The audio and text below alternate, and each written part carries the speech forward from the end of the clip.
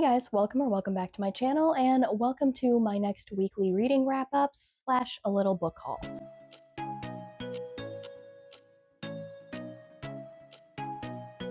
So, my reading wrap-up is really not going to take very long. I just have a couple of quick updates to give you guys. The bigger portion is probably going to be the book haul, so let's just jump right into it. I finished two of the books that I had started reading last week. So, Candle and Crow by Kevin Hearn. I'll pop a picture of it up over here. Do I need to say more? It's a Kevin Hearn book. It got 5 stars for me. It will always get 5 stars for me. I might be a little bit biased, but also excuse my voice. For some reason, it sounds real funky after being sick with Jack last week. I'm on like the mend, so I don't really know why all of a sudden my voice sounds like I'm a chain smoker, but it's fine. So anyway, I finished Candle and Crow. I loved it. It is the end of the trilogy with Al McBarish and all of his like side companions, including Buck Foy and Nadia and the Morrigan's continued story, and it's so good. He's an older protagonist, which is not something that I'm like used to reading. He's like in his 70s, and he's trying to resolve a lot of the things in his life because the man just wants to retire.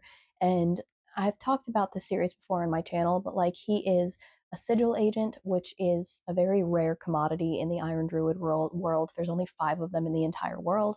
And what they do is they manage contracts between the magical world and the human world. So they're pretty much all that stops the magical, immortal world from doing whatever the hell they want, whenever the hell they want, and ruining everything. And he writes these contracts and he knows all of these sigils, and it has to do with like ink magic and sigil magic. He has to create his own ink and draw special sigils with special ink to achieve certain magical effect. He's been trying to get an apprentice, however, his apprentices keep dying and he doesn't know why.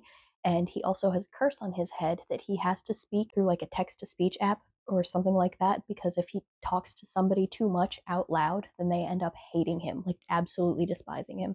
So his wife, I think his wife passed away, but his son absolutely despises him because this all happened before he realized it. And he has to be very, very careful with the other people in his life to not speak too much in their presence, or they will end up hating him as well. And so throughout the series, he's trying to figure out who's put this curse on him. The first book, he's trying to figure out who keeps killing his apprentices. And you kind of just keep following him as he is trying to just live his life. The man wants to retire. That is his only goal at this point in life. And so he just wants to figure out where this curse came from and train an apprentice and move on. And so this was the end of that trilogy, and it was so good. It was really delightful, honestly. It brought back a lot of familiar faces again, and you just really like seeing that everybody ended up in a happier place. The other one that I read was This Will Be Fun by E.B. Asher. Again, I'll pop a picture of the cover up over here. And this was like a rom-com fantasy romance, quest romance situation. The book starts off with these 4 people. They are on a quest. They're trying to save the world from something called the Fraternal Order, which is like trying to take over the world pretty much. They have kidnapped the princess and they are on this quest to save them. You flash forward 10 years and you see that one of their party has died and the rest of them don't speak to each other anymore after the events of them saving the princess and saving the world. They are like lauded, they're famous, everybody loves them, but they have a lot that they've suffered from mentally because of what they went through, and they're just trying to cope and live their life. One of them is a recluse. She lives in the middle of the woods. She doesn't interact with anybody ever. One of them tried to marry a nobleman and make herself respectable that way, but she's ended up as a divorcee with no money or anything to her name. And then the third one, he kind of had joined their party later on in life. The rest of them were like related or friends from childhood. But he joined them later on in life, and he was like a former mercenary, maybe? I'm not sure. And he's the only one who's like fully accepted his fame. So he's got like sponsorships across the country, and everybody recognizes him. He's known for being famous. He does like guest starring roles in, they call them shadow plays. It's like soap operas there. And yeah, he's accepted his fame. And so many, many years later, the princess that they had saved is now getting married, and she's invited all of them to her wedding and she wants them all to be there. So they do all end up having to reunite to attend the wedding, but then they learn that her prince, or the person that she's going to marry, has been kidnapped, and they must all join together once again in a quest and figure out their differences. And it was funny. It was really cute. It was a quick read. I ended up giving it 4 stars. I liked the characters a lot. I liked what they went through their growth.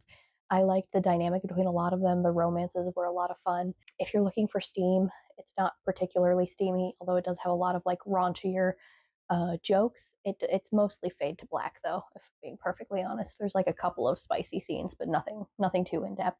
But it is like romantasy, but more of a rom com side of romantasy. If that's what you're looking for, I thought it was fun. I thought it was really cute. I had a good time with it. Other than that, I am still trying to read The Way of Kings physically. Haven't gotten very far at all. Haven't really picked anything up physically over the last week. I'm going to try and fix that over this upcoming week.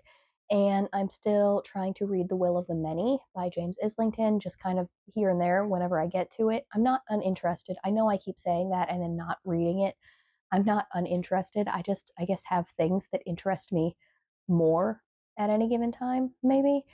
I do want to sit down and chug through it. So at some point, hopefully soon, I am going to read The Will of the Many. And then the last one that I just picked up yesterday, is I started reading Battle Magic by Tamara Pierce, which is the first book. Well, not really. It's like one of the 3 non main books in the Circle of Magic, like greater series. There's 3 like standalones that take place after the events of the first 8 books. In this one, you follow Briar and Rosethorn and Evie.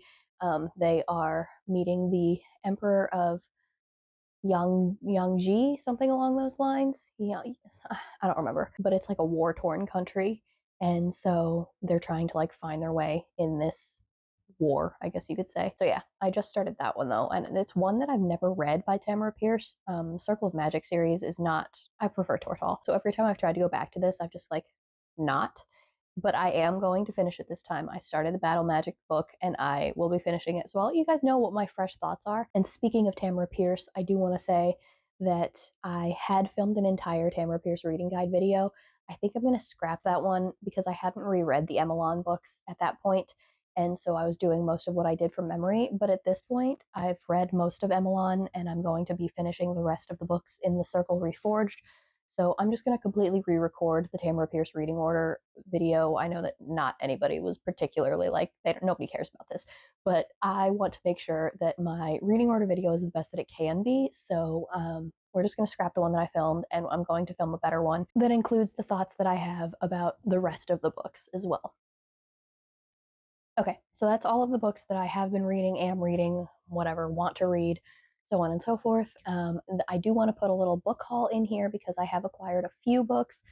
I don't remember the last time I did any kind of book haul, real book haul in a video. So we're just going to jump right into that. And that is going to start with my book of the month book. So the first book of the month book that I picked up is Five Broken Blades by May Cortland. This is about 5 people that have been hired to murder the king of this country. I guess he's like a dictator and he's a terrible person. And so 5 people from different walks of life have all been hired to do their best to kill him. And I think they have to form an alliance. That's all that I really know. Everybody's kind of hyping up on this. It's got a very beautiful version at Barnes and Noble. I'm a little sad I didn't pick that one up. It has sprayed edges and everything, but I do have the Book of the Month edition, and I am looking forward to reading this. So we'll see how that goes. The other Book of the Month book I picked up is The Paradise Problem by Christina Lauren.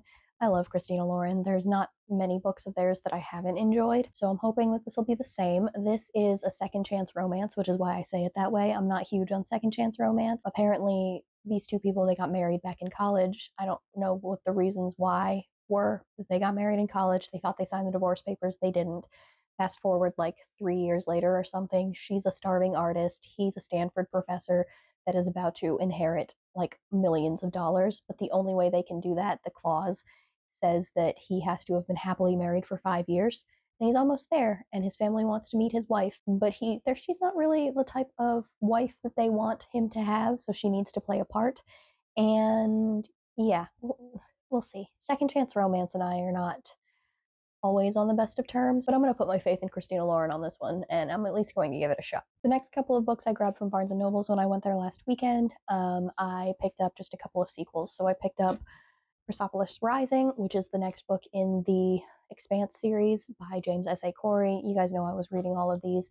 What you don't know is that I also got my dad hooked on these, and he has been slowly moving through the entire series, and he's made it up to like book I think he just finished books 4 and 5. And so whenever they come to visit next, he wants to borrow the next ones, which I have 6, but I did not have 7. And so I need to finish getting the rest of the series. I need to finish reading this whole series because he's about to pass me. And as the person that got him hooked, that's a little embarrassing. So I need to finish, I think I'm on book 6, and then I will be reading the rest of it at some point. But I love the whole Expanse series that I've read so far. I love the characters. I love the science behind everything that they've done. I don't know why I fell off of reading them when I did, but I'm looking forward to getting back into it. I also picked up Defiant, which is the last book in the Cytonic series by Brandon Sanderson. I loved Skyward, and I even loved Starsight. I know a lot of people didn't. Cytonic didn't get many very good reviews from people, but I do own it. I just haven't read it yet. And I did read all of the short stories, I believe, as well. So I'm ready to start Cytonic whenever I need to, and I can read Defiant whenever I need to. I just haven't yet. But I did need to pick up the last one. I didn't even know this was out. That's how out of touch I was with it after Cytonic came out. So I need to read Cytonic and finish this out. It'll be the only books by Brandon Sanderson that I haven't read outside of the, what is it, Steelheart books. But I love this series so much. I don't know how bad Cytonic could realistically be. I don't think it could turn me off of liking it. I love the first 2 books a lot. So here's hoping that the last 2 go just as well. Okay, my last 3 books that I'm hauling are sent from publishers, which I'm pretty excited to talk to you about. So this one is called An Easy Death by Charlaine Harris. She is not just of the True Blood fame. She has written other things, which I was not particularly aware of. So this was sent to me by Saga Press, and I just recently became an influencer for them, so I'm pretty excited to share these with you. So An Easy Death is like, it takes place in, I don't know that maybe it's like dystopian America. I don't really know that it's futuristic or like present day or like when it's supposed to take place. But there is a gunslinger whose name is Lisbeth Rose, and she lives in what is now known as Texoma, Texas/Oklahoma, perhaps.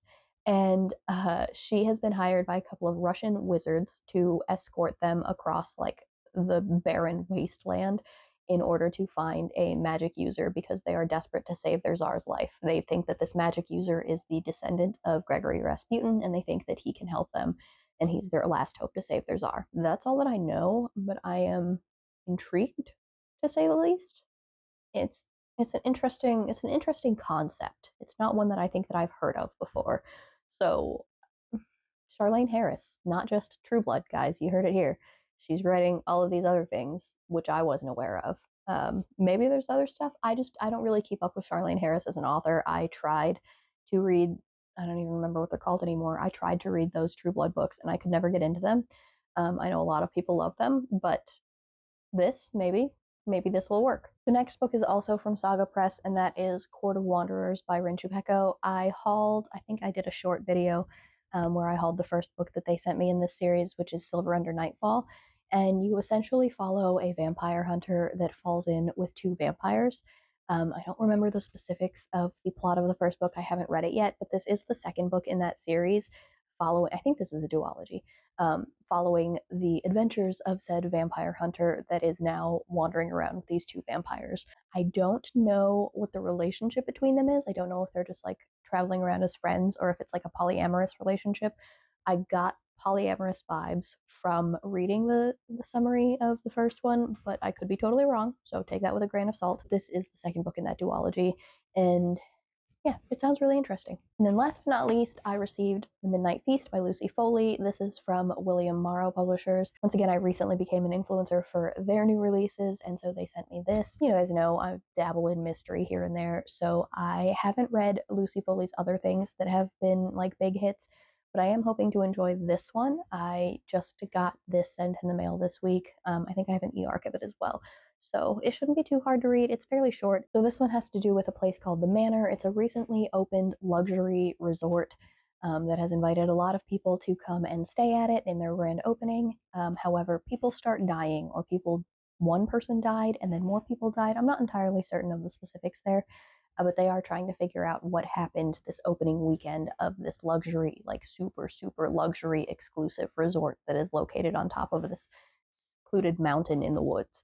So that hopefully will be interesting. Hopefully there will be some good twists and turns. I need to get into a mystery mood in order to read this. You guys know how I am with mood reading. But yeah, so I'm looking forward to reading this one. And if I like it, maybe I will move on to Lucy Foley's backlist. Okay, so that is my weekly wrap up with my recent book haul. I hope you guys also had a really good reading week. Like I said last week, I've toned things down a lot.